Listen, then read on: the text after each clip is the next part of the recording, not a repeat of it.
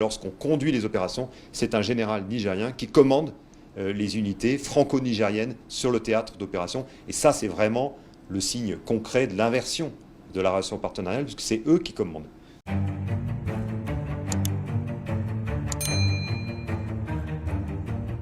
Sur la base militaire de Niamey au Niger, c'est l'effervescence. Avec le désengagement militaire de la force Barkhane au Mali, la France se replie au niveau de la capitale nigérienne.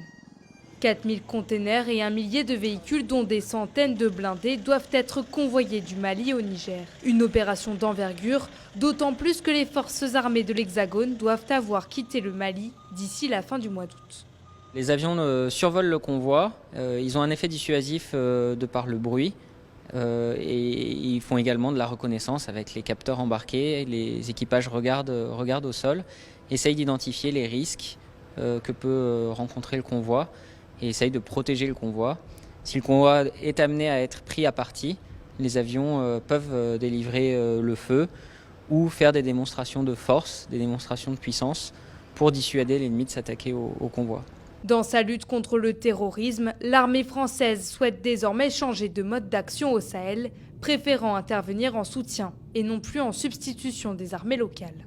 Ce qui change, c'est qu'on est passé d'une intervention en urgence au Mali vers une intervention où le partenaire était plus impliqué, plus intégré. Aujourd'hui, on inverse complètement la relation partenariale. C'est le partenaire qui décide de ce qu'il souhaite faire, qui décide des capacités dont il a besoin et qui conduit lui-même les opérations.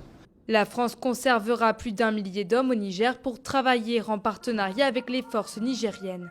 Pour autant, cette base n'a pas pour vocation de grossir, d'autant plus que les autorités nigériennes sont opposées à une augmentation de la présence française sur le territoire. Les Nigériens nous disent « venez combattre avec nous ».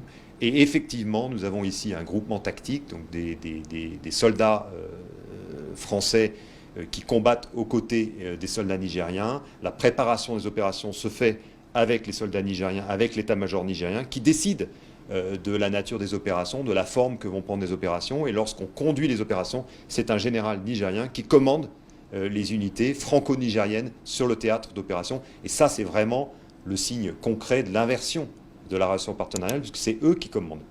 Au terme du repli de Gao à Niamey, seuls 2500 militaires français restent au Sahel. Ils étaient plus de 5000 il y a encore 2 ans.